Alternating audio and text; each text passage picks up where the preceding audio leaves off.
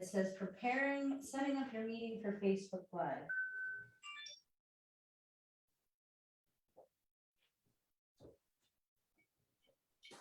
All right.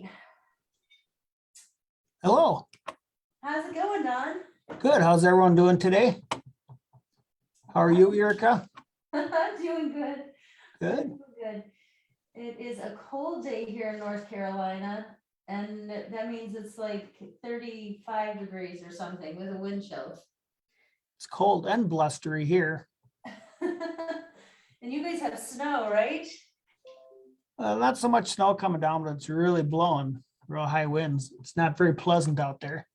But we're in here where it's warm.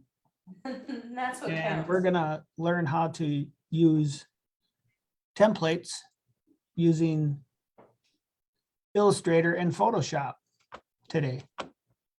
That's exactly right. So as you're getting everything prepared here, Don, I'm going to show, I don't know if you can see this right here, but this is a wind spinner that I created. And Don's going to show you how you can make your own wind spinner art It's a little blurry. on the template. There you go. Hold it right there. Then it's not blurry. Hold it up a little higher. Like that. If you go close, then it turns blurry because it's blur right in there. Yep, there you go. Now you can kind of There we see it. go. I think that- I just love the way this came out with all the bright blues. It really pops. And I love butterflies. So this is something that we included in our new catalog, but you can make anything like this at home using our templates. So Don, you want to walk them through how we set up the templates? Yes, first of all, that wind spinner that you were showing there was a 10-inch wind spinner. As you all know, we have multiple sizes. We have 6-inch, 10-inch, 8-inch, 16-inch, 24-inch, 36-inch. We even have 36-inch ones. But most of your printers are not large enough for something like that. So today we're going to do a 6-inch. We're going to be doing a 6-inch wind spinner template today. As you can see, I have my Photoshop document open here now, and I'm going to start a new file. First, I'm going to click on here. I'm going to start a new file and make a new document. And the paper that we're going to be using today, because it's a common piece of paper, is 8.5 by 11. So I'm going to get my document so that it's 8.5 by 11. Not 80.5, Don, 8.5. 11. And we always want to use 300 DPI. And here at Next Innovations, we do everything in RGB. So I'm going to leave RGB color and then I'm going to select create document. So now I basically have my 8.5 by 11 page size here as my starting point.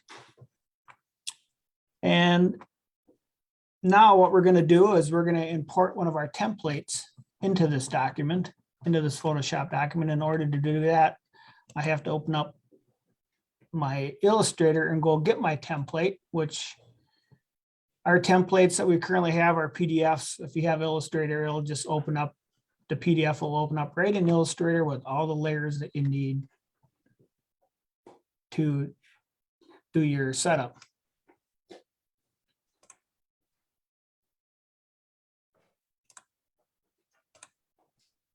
Okay, and right here is my next 18 gauge 6-inch wind spinner template. I'll open that, and this will open in Illustrator.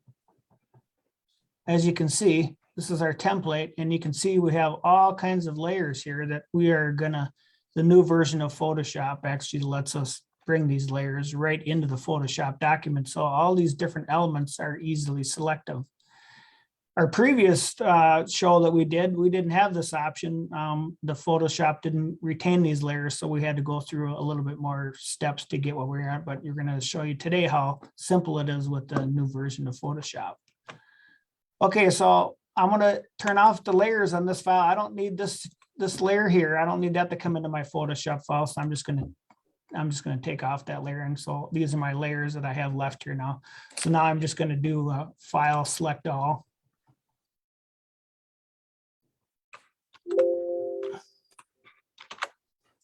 Then I'm gonna select all, and you have to make sure that these layers are all unlocked. If there's a little picture of a lock right here, and that means that layer is locked, and you will not be able to select it, anything on a locked layer. So now I'm gonna copy this.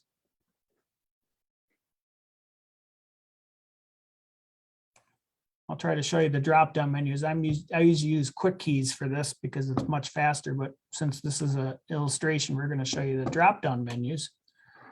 Okay, so now we're gonna go back to my Photoshop document, which we have here, and now I'm gonna do an edit, then I'm gonna paste this into here. And here, this little window here, this is the new window that we have in Photoshop. You used to be able to just import a smart object, but now you see this little selection right here, we can select layers now. So before you do your import, you want to do it, select that, and then you're going to hit OK. And then as you can see, all these layers from my Illustrator file are all in here, and we're going to be using these for selecting various parts for setting up our file. So the next thing I want to do is I'm going to go and I want to create Photoshop has this option where we have, we're going to create a new group here. A new group is simply a folder within the layers that you can put stuff into. So I'm going to select all of these layers here from my template, and I'm going to put them into this like that. And then I'm going to name this layer my template. So then I know all my elements from my template are going to be on this layer. And the thing that's nice about this is you can just turn off with one click, you can turn off the template. So you're basically using it as a visual aid to setting up your file. That's great. And so what we're doing for this class, because upcoming, we're doing a maker's class with Cheryl on the sublimation for beginners and beyond page. And right now we're doing a giveaway of a free wind spinner to the first 100 people. If you go to our website, you put it in the cart and check out, and you use the code MAKER22, MAKER22. And that is how you get a free 6-inch wind spinner like Donna's mocking up right now to show up in your mailbox. Oh, free. Everybody likes free, don't you? I have a friend that would always say, if it's free, I'll take 3. It's always nice to get something free when you're learning, because then you know that it was free. And if you mess it up, that you're not really out anything because it was free. That's right. That's right. Okay, so we're back to our Photoshop document. Now, to me, the most important layers in setting up a file are 2 layers. One layer is called the proof layer, and another layer is called the bleed layer. And I'm going to create those here next.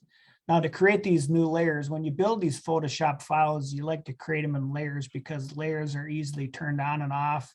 Now you can select and when you select something on a layer, you only select that item. So you usually want to do everything in layers until you have your final design. And then before you're going to send it to your printer, you want to flatten all these, and we'll get to that. So the most important ones I have, this one here is our document size. So what we're going to do here is we're going to create duplicate layers. I'm going to drag this down. See, I'm going down to this little plus here. Yes. And that's going to create another layer. Now I'm going to call that my proof layer. Basically what that is, the layer I can show my customer what it's going to look like when it's cut out. And my bleed layer, which I made the same way, except this time I'm going to call it bleed. This is what the printer needs to have. All the images, green part that you see here is the bleed on the thing. And it's important to have bleed because you can't line up a wind spinner exactly right on the edge. So you have to have bleed. Yeah, and you usually do a 1/4 inch, right? Usually do a 1/4 inch bleed. Yep, that is correct. All the way around. And then, so we got these 2 layers here, and I'm going to create another layer. Well, now what I'm going to create now is I'm going to create an actual die line layer. I'm going to call it a new layer, and I'm going to create it. I'm going to call it a die line because I want to have this as a reference when I'm doing my design, and I can see right where the cut lines are. And it's always going to drop it in. You never know where it's going to drop in this layer. In this case, you can see it dropped it under here. I don't want it there, so I'm just going to move it to the top of my proof thing there. Like so. Like so. Okay, so now next thing we're going to do is I got these layers here. Like these are my cut line layers here. I can arrow down on these here till I get to my, see, my red, which is going to be my cut line layer.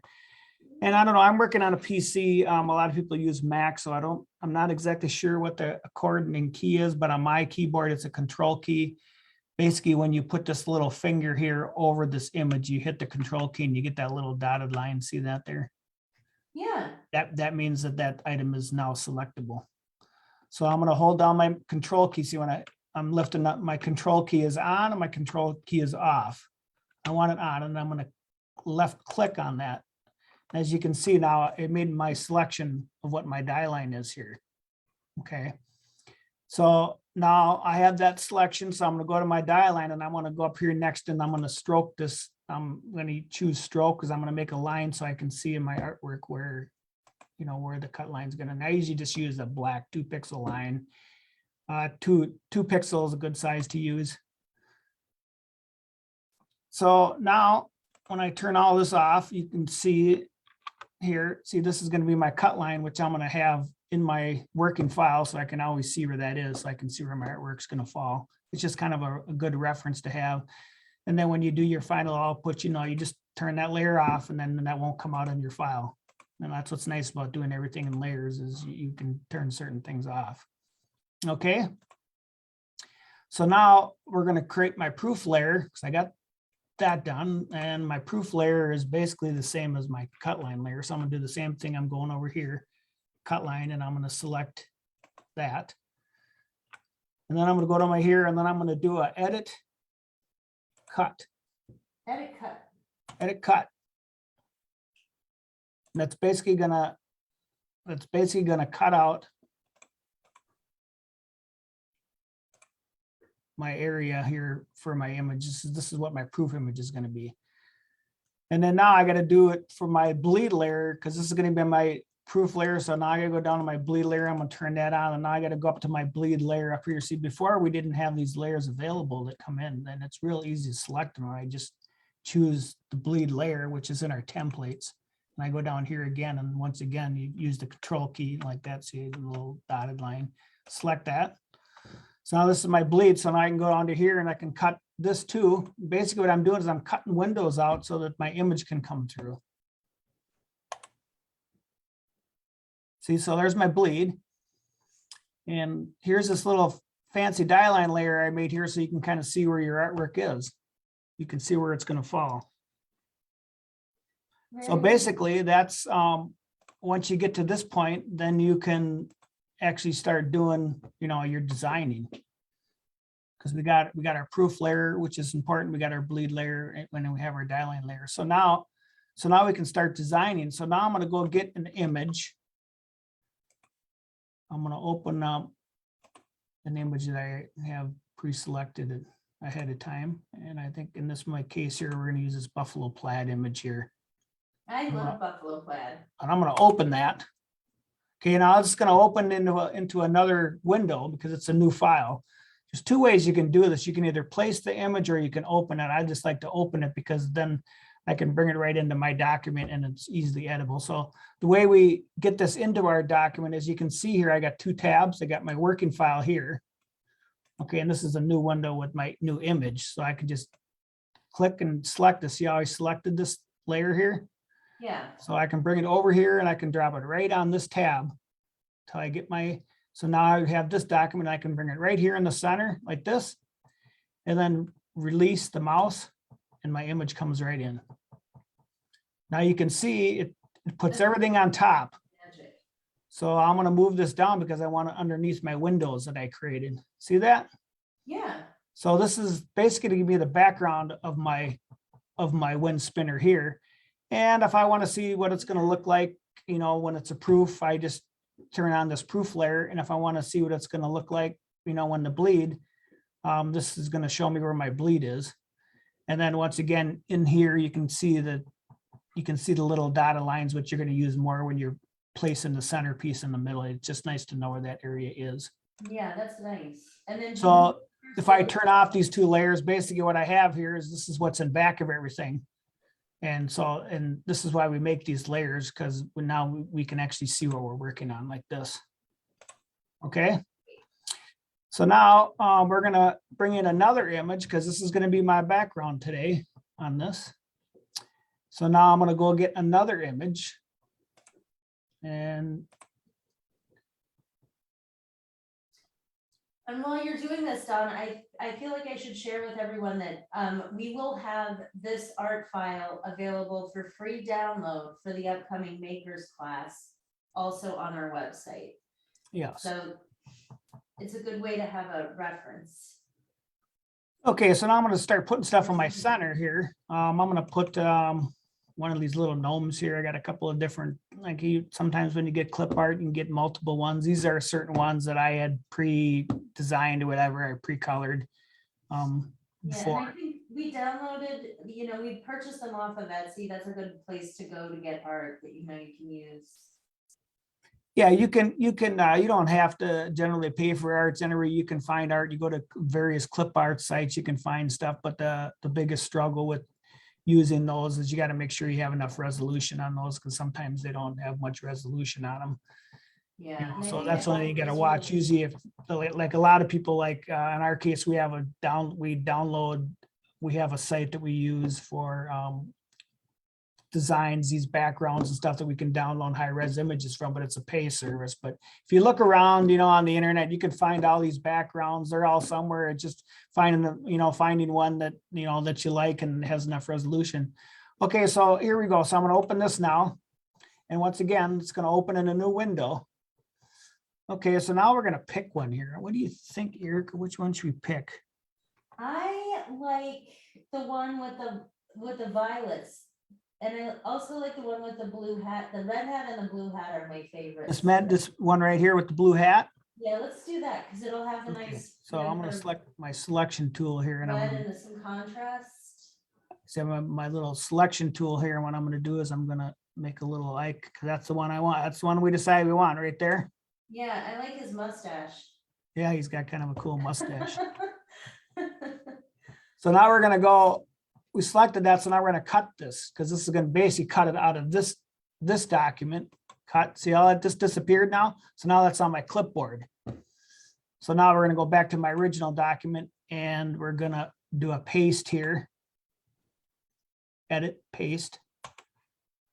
And it comes right in, and then when you bring in new artwork, it automatically generates a new layer. Like you said here, and you can name these layers anything you want. Like I might want to name, no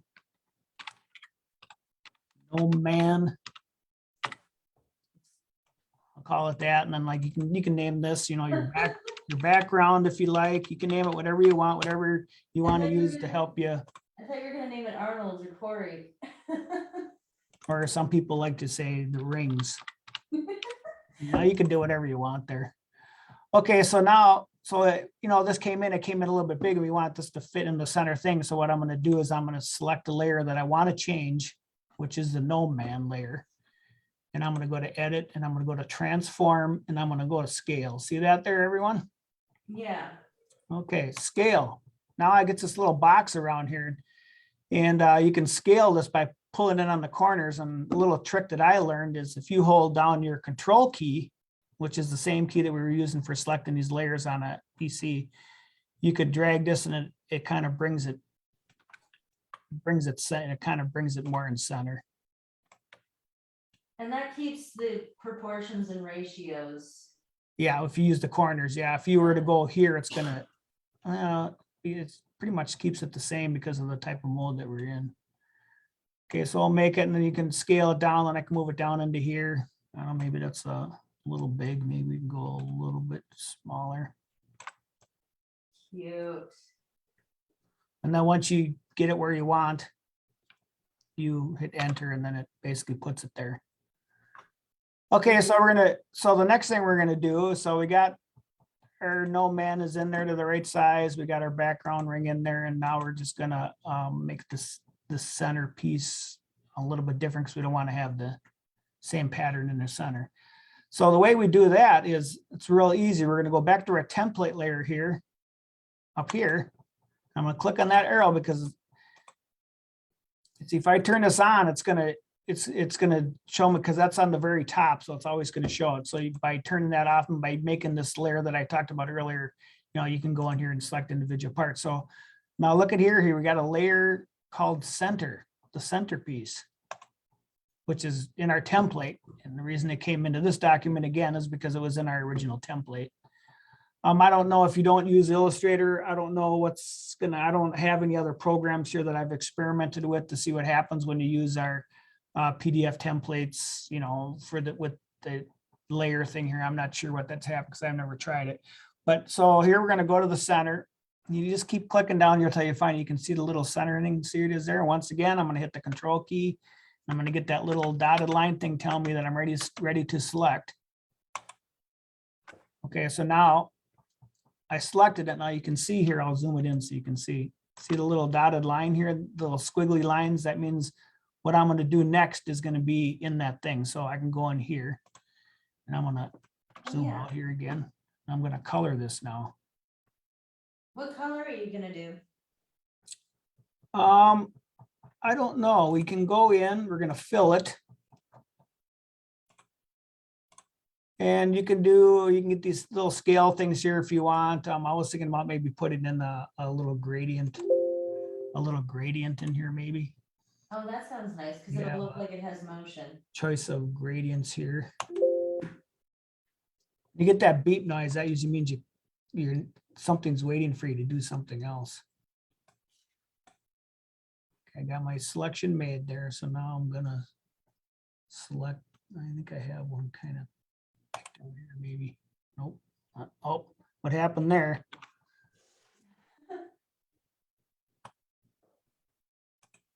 Gotta make a new layer, I guess.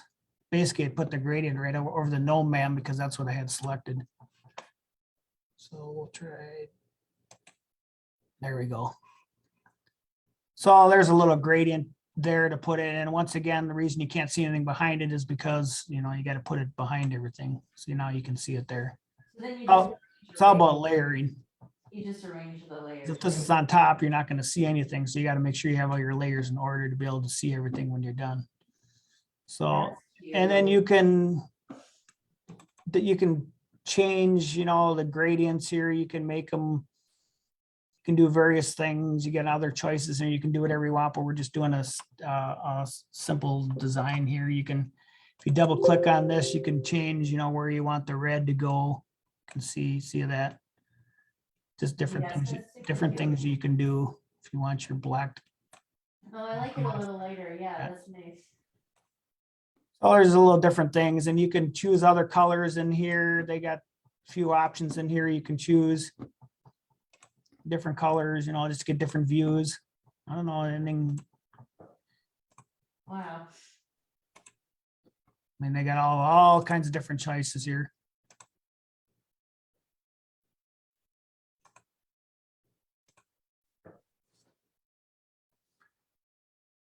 So if we choose that, and you can go into here, and if you want, you got to hit OK. And then if you want, you can make this actually transparent, so a little bit of a background can come through there if you wanted to. So I don't know. I like that. That's pretty cool because it adds some depth to it too. I like it when it lets the buffalo cloud just show through a little bit. So now here I'll show you again. So we kind of have this basically set up here. So basically this is what it's going to look like. When I send out my proofs to a customer, I show them this what this layer turned on. Of course, when you're going to print it, you're not going to have that because you need to have all the bleed. So basically that's what it's going to look like when it prints. And by having this layer, you can kind of see where everything is. So you know where the cutout, generally the white areas that you see there are where the cutout is in the metal. That's great.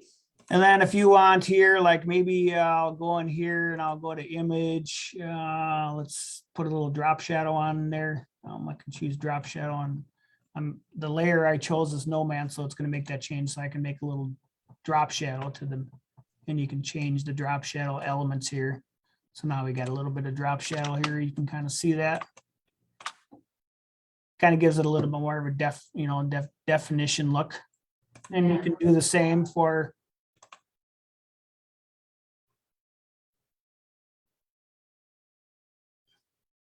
You can do like, it'll show what interglow does to that.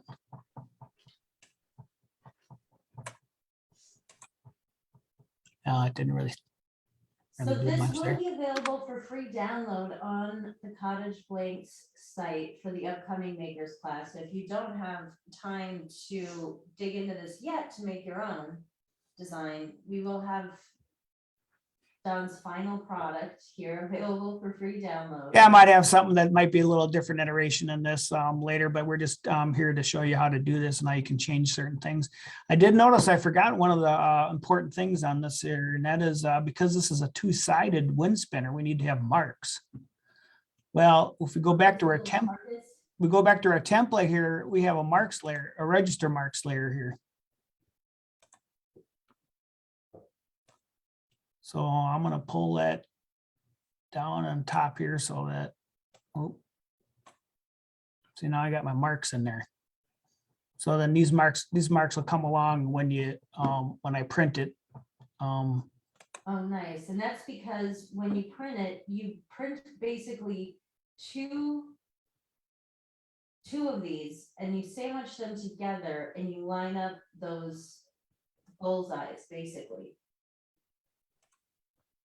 So, and then if we want to add a little bit of text to this, in Photoshop here, you choose the text tool and you click here and you type something like gnome.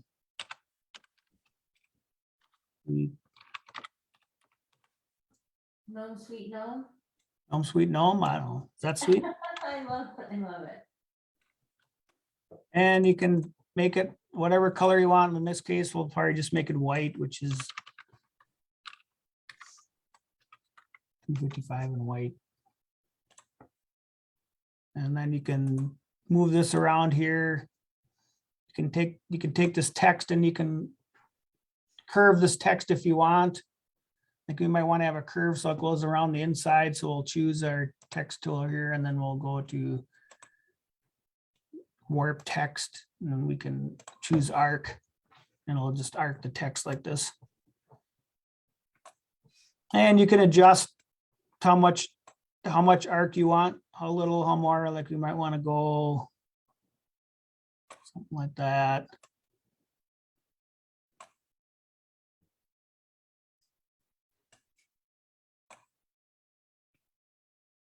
I usually like to, when I make these adjustments like that, I always have this proof layer on because I can see right where everything is.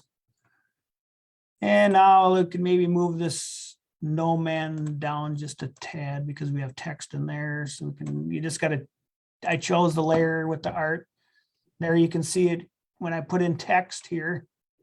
I created another layer of text and then I'll tell you what it's saying. You can turn that on or off. So this is just an example of adding text to a document. Nice.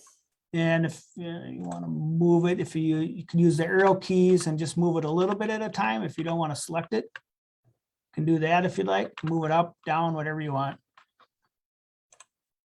So this would be, say, our created thing. So now what we want to do is we want to get this ready for printing now. What we do at Next Innovations, we do a fold over, which is creating a little bit more complicated here. But in this case, we're just going to use the register marks and line up each side. We do a fold over here because our printer is larger, so we got more room to work with. But in this case, this is 8.5 by 11, which is what most of your printers are. I know some you have 11 by 17, but we're just going to do it this way for now. So now what we have to do is we got to get this ready for printing. And as you know, when you die sublimate print, everything has to be backwards. So what I'm going to do now is I'm going to save this file. I should have actually saved it earlier because of something. Usually it's always good to save before you're going to go to print because 80% of the time, if something's going to go wrong, your file crashes or whatever, it's when you go to print. So you always want to save before you print. Always want to save before you print, because then you could like if you like the buffalo plaid and you already had that set up and wanted to make it be a holiday one or something like that, it would be really easy to do, right? Yes, it would. And like I said, I can't stress enough that I should have saved this sometime earlier. Because if something went wrong, I would have lost everything I did. So save and save often, they say. Okay, so now we're gonna get this ready for printing. We got our design. We want to print. So when we're gonna print, we no longer need this proof layer because this is what our print's gonna be, and these are our marks. So what we recommend is, once you get design, and I just saved it now. So what I'm gonna do is I'm gonna go up here to this options. I'm gonna flatten this whole image. Okay. Make So it a sandwich. Yep, it's gonna put everything, anything that I have an eye on here, it's gonna flatten. If anything that's turned off is just gonna go away when you flatten it. So this will be like my working file. So if I want to make changes to this, I would go back to this file, but I'm getting ready to print. I like this. So this is what the step you go through. So I'm going to flatten the image. It'll ask you discard hidden layers. It's warning you that, you're going to lose all your layers here, all your working layers. I'm gonna hit OK. See, so now it's all on one layer. See that? Yep. So now, because in die sublimation, we always have to print everything backwards. We have to go to image here, and then we have to image rotation, and then we have to flip horizontal. Now we have text on this one, so we'll be able to see if it, make sure it flipped the correct way. So now it just flips everything. So now this file is ready to print. So what we do here at Next Innovations, we don't print directly out of Photoshop. So what I do with this file, when this is ready for printing, I go to File, Export, and then I'm sorry, File, Save a Copy. I want to save a copy because I don't want to, it's just a good idea to always make a copy of something. And then down here, see right now it's saying it's a Photoshop working file. I'm going to change that to a Photoshop PDF. See that there? There's a couple of different options in here. Some printers, you can send it to a JPEG if you want. Us at Next Innovations, we generally use PDFs for everything here because they're a pretty native file. So then you name your file, like I call it print file. Would you Photoshop call it PDF. print file so that way you could find it again later or something? Yep, I'm putting it in where, I'll be able to find it again. And this particular one, I would save it off on our server. And then what I have to do is I have to copy it to our server where the printer back there, but we generate the file first. And then you usually use high quality print here. I have more of an advanced setting here, but high quality print usually works just fine. I have more of an advanced setting here to make sure that it controls my color a little bit better, which is 300 DPI. It's going to export this file at 300 DPI and it's going to keep it in RGB. And then I hit save PDF. And we do have some digital downloads available on the website right now. And we will have this available as well. And if you haven't gotten a free wind spinner already, we're giving away 100 to the first 100 people. I'm putting the link in the chat. And then you use the code MAKER22 and that's free shipping as well. So a free wind spinner blank. And this will be for the upcoming class. It's on March 2nd with Cheryl and Arnold, where they're going to be pressing these wind spinners.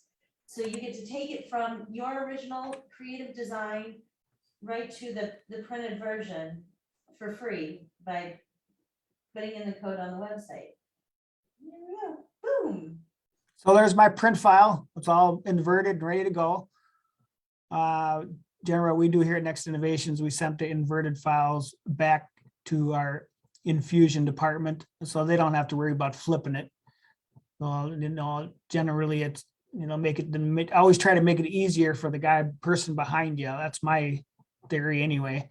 So by having a file flipped and ready to print, they know back there, all they got to do is grab my file and print it. They don't have to do anything with it. And they just put it on their press and then press it. Yeah, you always got to flip it. Yep, you always got to remember to flip it. Yeah. Mm-hmm.